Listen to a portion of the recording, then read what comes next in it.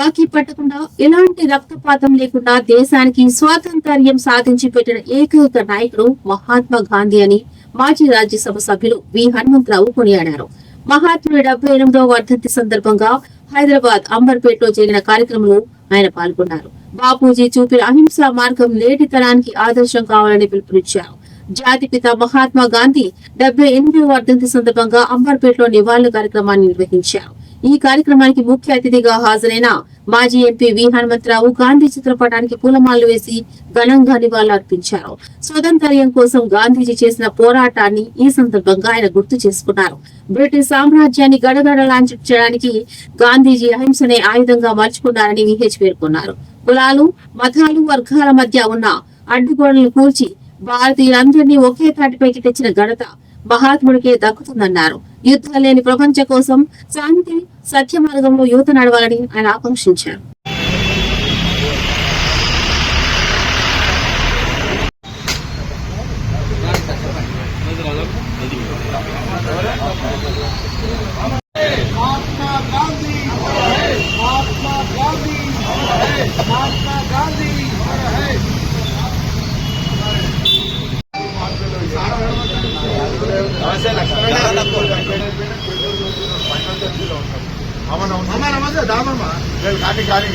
అగరబత్తి పెడుతున్నాం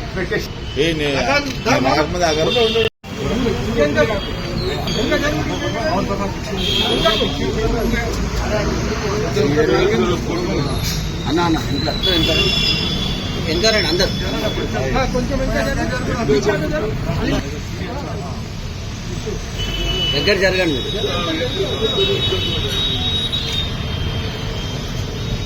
जोहार महात्मा गांधी, जोहार जोहार, जोहार महात्मा गांधी, जोहार जोहार, जोहार महात्मा गांधी, जोहार जोहार. మహాత్మా గాంధీ వర్ధంతి సందర్భంలో ప్రతి సంవత్సరం ఆయన జన్మదినం, ఆయన వర్ధంతి జరగడం జరుగుతుంది అంబర్పేటలో. తరతరాల నుంచి ఈ ప్రాంతంలో ఆ రోజులలో స్వాతంత్రం వచ్చిన తర్వాత మహాత్మా గాంధీ స్టాచ్యూ పెట్టడం జరిగింది. అప్పుడు పెద్దగా ఉంటుండే, కొంత రోడ్డు వెడల్పు కావడం, దీనివల్ల ఇక్కడ ఆయన స్టాచ్యూ పెట్టడం జరిగింది ఇదే ప్లేస్లో.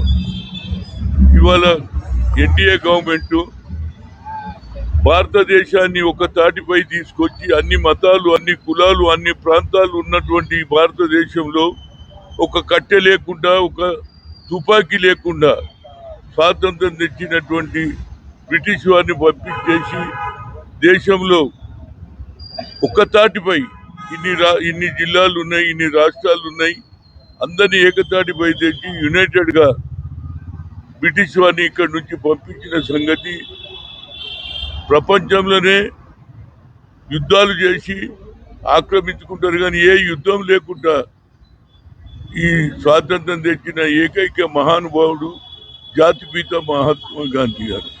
దీనికి సుభాష్ చంద్రబోస్ ఏమన్నాడు, ఆ రోజులలో యుద్ధం చేద్దాం, సిపాయిలను తయారు చేద్దాం, బ్రిటిష్ వారితో కొట్లాడదామన్నారు. కానీ అలాంటిది ఏం చేయకుండా అహింస ద్వారా ఈనాడు భారతదేశాన్ని స్వాతంత్రం తెచ్చిన ఏకైక నాయకుడు మహాత్మా గాంధీ.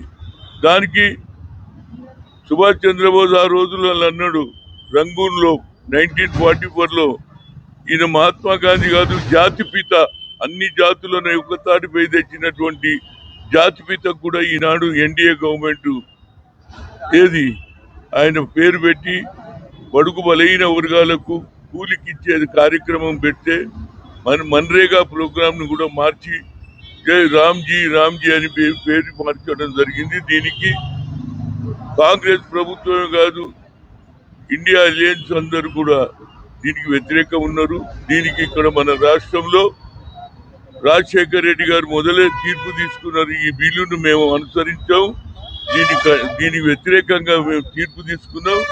మళ్ళా ఆయన పేరు ద్వారానే మన్రేగా కార్యక్రమం వచ్చే వరకు, ఎప్పుడైతే 100 రోజుల కార్యక్రమాన్ని తీసుకొని పేద ప్రజలకు ఎండాకాలంలో పని ఉండదు, తిండి ఉండదు, ఆఖరుకు అనంతపూర్ అటువంటి రాయలసీమలో మట్టి కూడా తిన్నటువంటి రోజులు ఉన్నాయి. దానికి సోనియా గాంధీ గారు, మన్మోహన్ సింగ్ ఈ బిల్లు తీసుకొస్తే గాంధీ ఏ పాపం చేసిండని ఆయనను ఆ పేరు తొలగించిందనే దాని మీద ప్రతి కార్యకర్త గ్రామాలలో చెప్పాలి. మళ్ళా మహాత్మా గాంధీ గారి మన్రేగా ప్రోగ్రాము ఏది కేంద్ర ప్రభుత్వం పూర్తిగా గ్రామ సభలు పెట్టుకొని ఏ పని రోడ్డు చేయాలన్నా, చెరువు చేయాలన్నా, స్కూల్ కట్టుకోవాలని చేస్తుంటే దానికి వ్యతిరేకంగా ఇవాళ 25 రోజులు పెంచినట్టే పెంచిండ్రు. కానీ 60% కేంద్రం ఇస్తుందట, 40% మేము పెట్టుకోవాలంటే ఇది జరిగే పని కాదు.